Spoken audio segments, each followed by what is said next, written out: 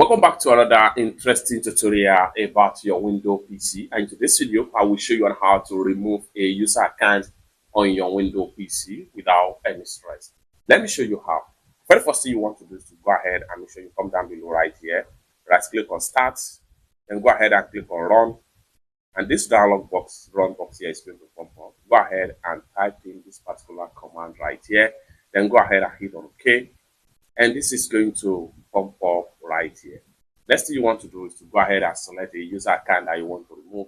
So go ahead and select a user account that you want to remove right here. Once you select a user account that you want to remove, go ahead and click on remove right here. And this is going to pop up.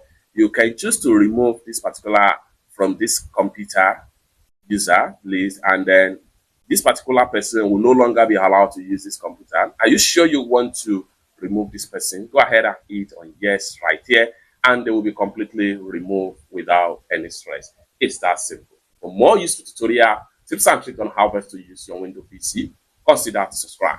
Thank you so much for watching, and I hope to see you in my next video. Bye for now.